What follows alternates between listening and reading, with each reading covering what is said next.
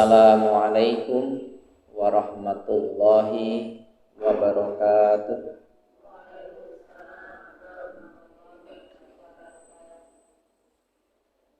Alhamdulillahi rabbil alamin.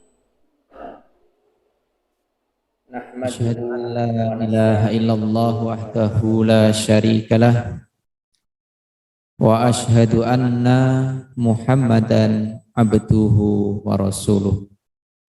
Allahumma salli ala Muhammad wa ala alihi wa ashabihi ajma'in. Kaum muslimat, khususnya dari 4 riasah di Slogoimo ini, dan juga mungkin para muslimat yang mengikuti secara virtual melalui link Zoom. Alhamdulillahirabbil alamin.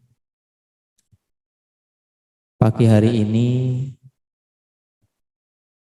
dengan segala keterbatasan dan dengan situasi yang seperti ini, alhamdulillah kita masih tetap bisa melaksanakan apa yang menjadi agenda-agenda kita. Di antaranya adalah kita mengadakan majelis khusus untuk muslimat.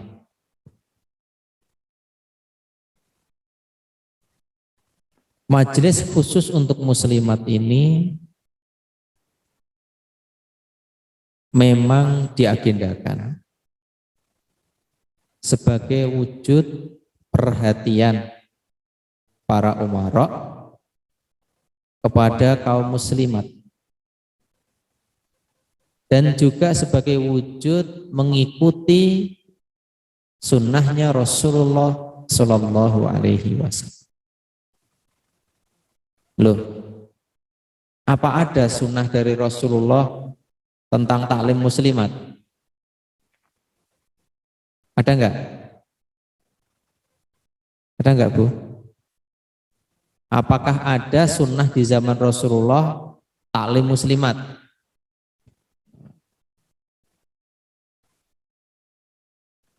Muslimat, kalau para muslimat semua bisa membaca di makalah. Sebenarnya itu pembahasan paling akhir, tetapi kami dahulukan. Ya.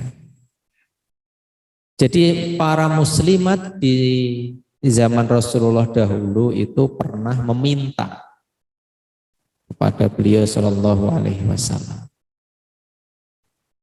ya Rasul, nah bahasa kita ya Rasulullah, engkau sudah sering memberi nasihat kepada kaum laki-laki. Ya kami ini diberi bagian supaya kami bisa memiliki majelis khusus bersama engkau, di mana engkau bisa memberi nasihat kepada kami. Maka Rasulullah mengabulkan permohonan dari para muslimat waktu itu, sehingga beliau perintahkan di hari ini kalian berkumpul di tempat si fulan. Nah, disitulah Rasulullah Shallallahu Alaihi Wasallam memberikan nasihatnya kepada para muslimat. Jadi kalau mau dikatakan apakah ada sunnah mengadakan taklim muslimat, yang jelas pernah dilaksanakan oleh beliau Shallallahu Alaihi Wasallam. Jadi apa yang kita lakukan, insya Allah ini sudah benar, sudah benar, tidak menyelisih petunjuk Rasulullah. Para muslimat yang dirahmati Allah Subhanahu Wa Taala, memang untuk muslimat itu gampang angel. Bener angel gampang, apa gampang angel? melaksanakan taklim untuk muslimat itu gampang-gampang angel apa angel-angel gampang? Cocok ingkang pundi? Gampang-gampang angel apa angel-angel gampang? Kalau kita gunakan istilah gampang-gampang angel, gampang separuh, angel separuh. Gampang-gampang angel berarti gampang peng gampang, separuh peng separuh. Wira ketemu nih. Seperapat, angele setengah. Berarti kata gampangnya apa gampang kata angele? Kata angele. Maka tapi itu cuma pendapat loh ya, bukan sunnah. Nah, istilah.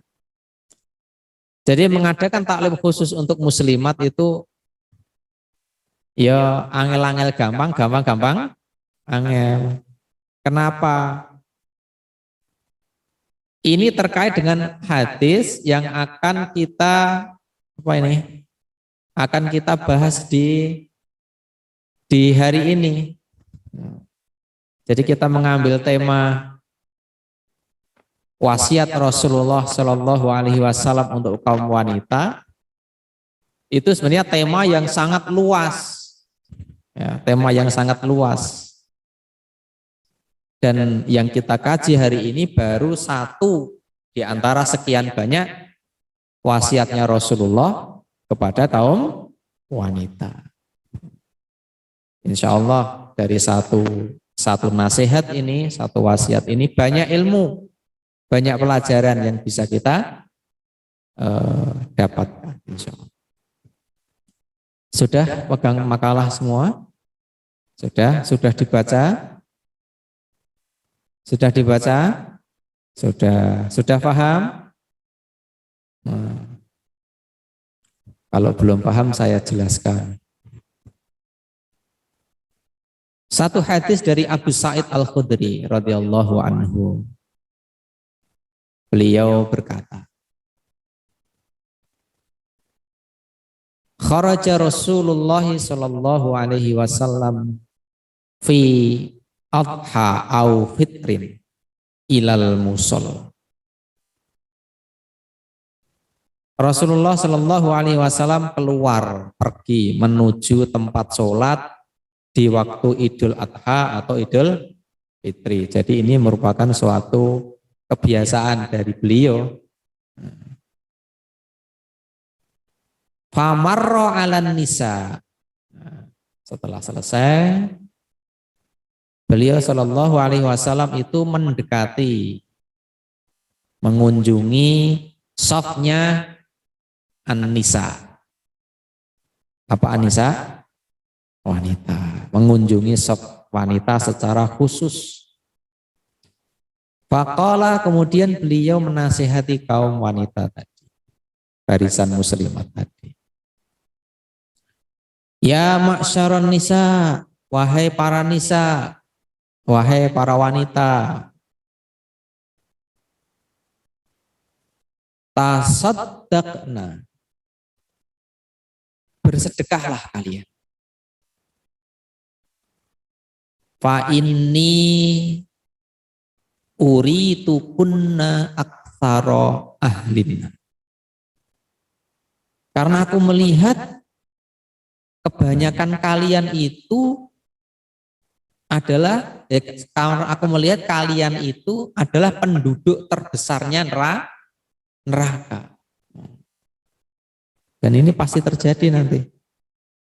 Neraka itu kebanyakan penduduknya dari golongan kaum wanita.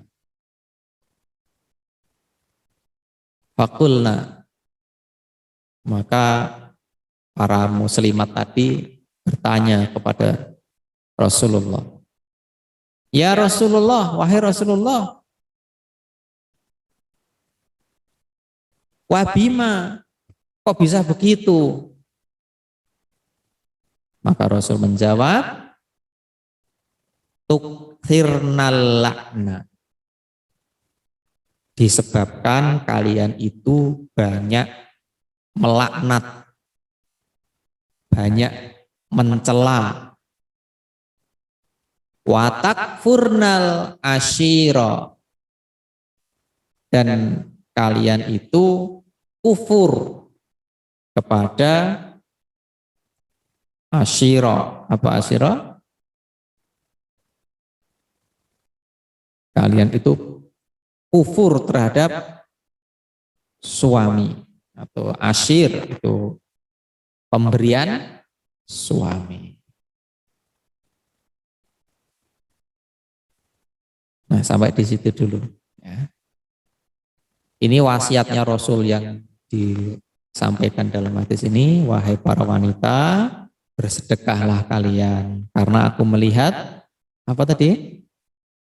Neraka itu penduduknya kebanyakan dari kaum wanita. Kenapa kok penduduknya neraka itu kebanyakan kaum wanita? Di antaranya ada dua perbuatan buruk yang biasa atau sering dilakukan oleh kaum wanita. Apa yang pertama? Suka melaknat atau suka mencela. Yang kedua, kufur terhadap suami. Yang dimaksud kufur terhadap suami adalah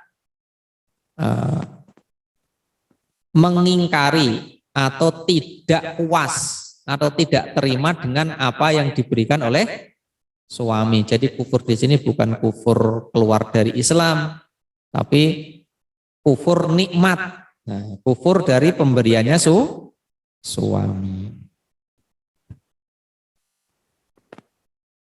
Para muslimat yang dirahmati Allah Subhanahu wa taala.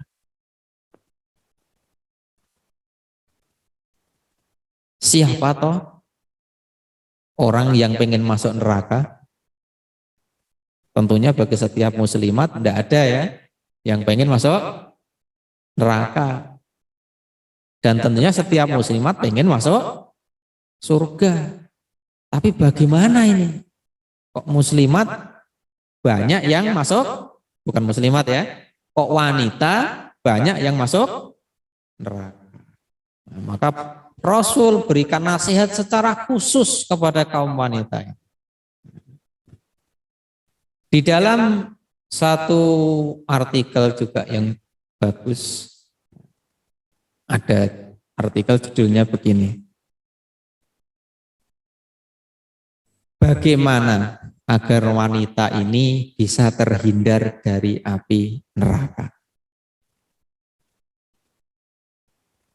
Setidaknya ada 5. Setidaknya ada 5 yang harus diperhatikan oleh muslimat supaya tidak menjadi bagian dari penduduk neraka. Dan 5 hal ini insya Allah sudah cukup, gitu ya, sudah cukup bagi muslimat untuk bekalnya ke surga nanti. Apa itu 5 perkara?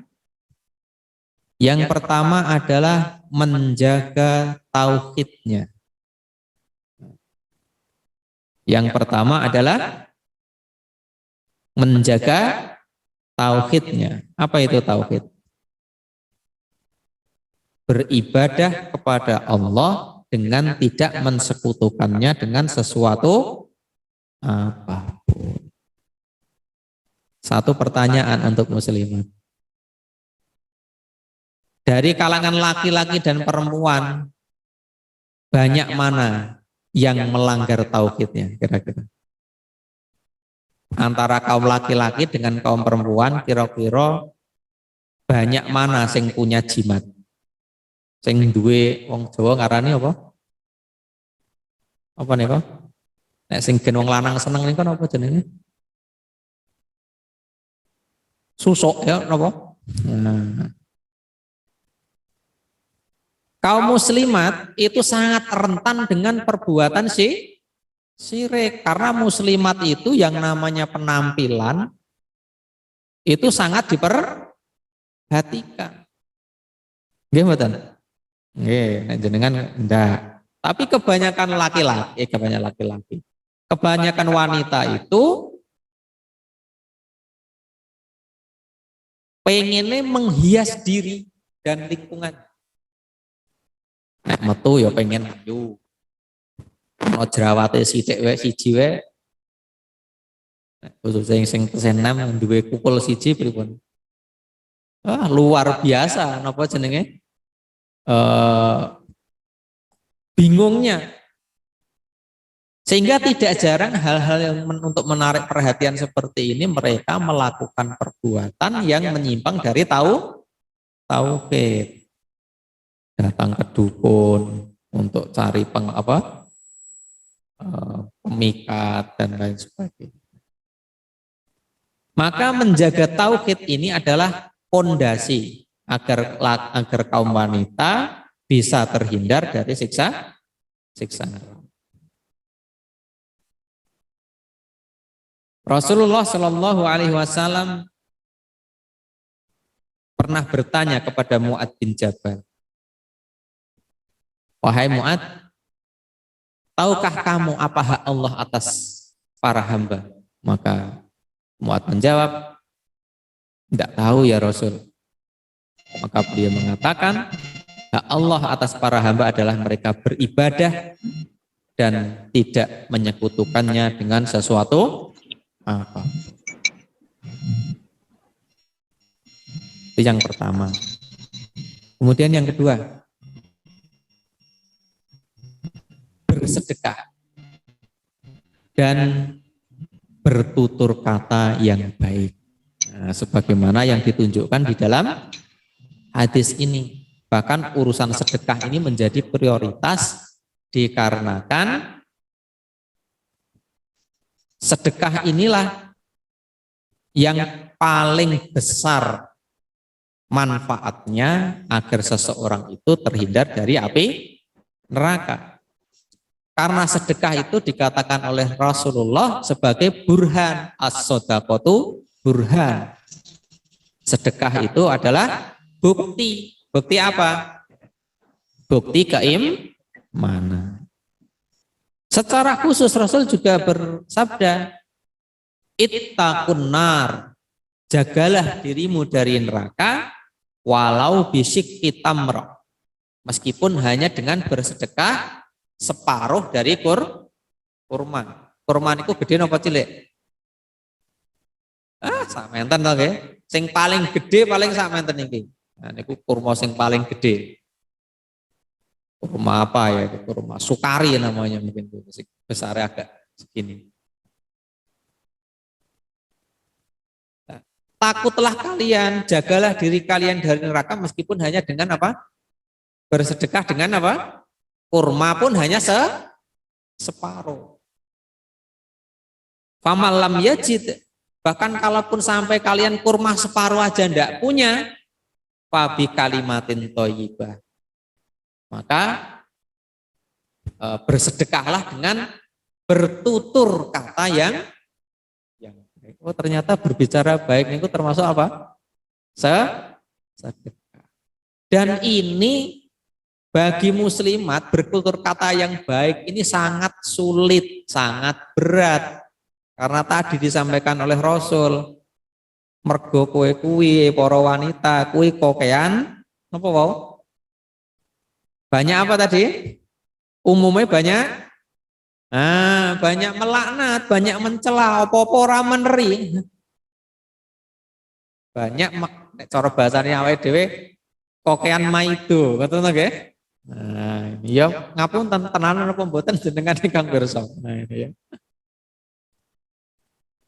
Sendal kayak ning ngarep. Pendal ning ngarep kabeh. Pindah ning mburi, iki mau sapa sing ngelih? Bareng dikek ning ngarep karo mburi, kokean sendal. Nah, jadi banyak mencela, banyak. Itu yang keberapa tadi? Yang kedua, jadi banyak bersedekah dengan hartanya, kalau tidak punya, ya dengan tutur kata yang baik. Tapi saya yakin, kalau yakin muslimat kembar Pandan Watusomo Tanjung ini, insya Allah semuanya memiliki harta. Wong suami ini suami baik-baik, kabeh duitnya dibruk nih, Bu. Angger mulai ke Jakartanya, Bu. semua diberikan. Saya yakin ini. Nanti nek mau sedekah kurma separuh sakit nggih? Insya Allah sakit. Syukur ya aja kurma separuh, sekilo. Lagi kita akan masuk di bulan Ramadan. Kemudian yang ketiga, hendaknya muslimat memperbanyak istighfar, memperbanyak kalimat-kalimat istighfar, permohonan ampun kepada Allah. Di dalam riwayat yang lain, ini perintahnya Rasul supaya bersedekah dan banyak beristighfar. Kalau itu umum ya, antara laki-laki dan perempuan. Kemudian yang keempat, para hamba Allah, ini yang sangat penting bagi muslim. Bersabar di dalam momong anak, mendidik anak. Bersabar di dalam ngopeni anak. Rasulullah Shallallahu Alaihi Wasallam bersabda, "Mangkana lahu salasu banatin." Barang siapa yang dikaruniai Allah 3 anak perempuan. Di sini disebutkan 3 anak perempuan, ya karena di waktu itu di zaman Rasulullah anak perempuan itu sesuatu yang tidak disukai, ya sehingga cenderung diabaikan urusan anak perempuan ini. Tentunya di sini mencakup seluruhnya, hanya karena disebutkan anak perempuan ini karena biasanya anak wedok kuwi ora patek diperhatikan. Barang siapa memiliki 3 anak perempuan, fasobaro alaihinna, kemudian yang mereka itu bersabar atas mereka, wa at'amahunna, memberi makan, wasaqahunna, memberi minum, wakasahunna, memberi pakaian, dan seterusnya, maka ajaban minan nari yaumal qiyamah. Memelihara anak 3 perempuan tadi akan menjadi penghalang bagi orang tuanya dari siksa api neraka. Luar biasa. Dalam riwayat lain disebutkan, ya Rasul, ada yang bertanya, ya Rasul, kalau anaknya cuma 2 apa ya bisa jadi penghalang dari neraka? Soalnya enten nggih sing putrane mung kalih. Niki ingkang rawuh mriki sing putrane lebih dari 3 berapa orang? Mboten kathah tapi rata-rata mung pinten? Kalih. Kenging napa kok milih mung kalih? Mbok sing kathah. Demikian pula dengan 2 bisa enggak apa-apa. Ya kalau cuma 1 ya Rasul, apakah juga bisa jadi penghalang dari api neraka? 1 ya bisa. Artinya apa? Orang tua yang sabar di dalam mendidik atau mengurus anak-anaknya ini menjadi nilai tersendiri yang bisa menghalangi dia dari siksa api neraka. Lah napa melih kaum wanita muslimat yang kaum laki-laki itu paling sedina ketemu karo anak pinten menit. Mangkat kerja urung tangi, mulai kerja wes turu, ketemu gur nek pas prei kuwi tinggal lunga kadang kala. Yang setiap hari mulai dari pagi sampai pagi lagi ngurus anak sinten?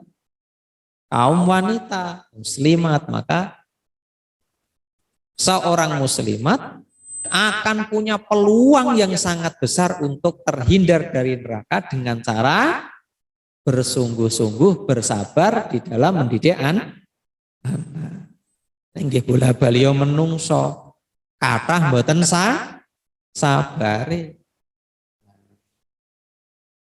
Apa meneh nek bocahe duwe engkel. Iku andani angel. Dan kadang-kadang muslimat itu sampai mengeluh, gitu Bu. Yo Pak, mbok gentenan. Gentenan lain apa? Gentenan apa nih? Momong. Mbok pisan-pisan wong lanang-lanang ini kan ngerasanya ngomong sedino ngono kae. Nah, ini yang sering kami dengar dari kalangan muslimat ini. Nah, hati-hati. Nah, kalimat-kalimat yang seperti ini boleh tapi jangan sampai masuk ke dalam hati. Dan kami memahami muslimat itu kalau ngomong seperti itu insya Allah tidak sampai ke dalam hati. Itu hanya wujud mengeluarkan apa? Karena memang sedikit kami baca di buku psikologi muslimat itu memang kiai setri niku nek lagi mumet niku guru pengen ngomong wae nggih to Bu. Nggih to. Nah, nek lagi istilahnya sumpek nonton guru pengen ngomong wae napa nggih? Oh nggih Bu. Berarti nanti di taklim untuk muslimin harus dikasih tahu para bapak nek bojone gemerembeng aja aja digagas gitu ya. Nah, ya insya Allah mudah-mudahan nanti gitu ya.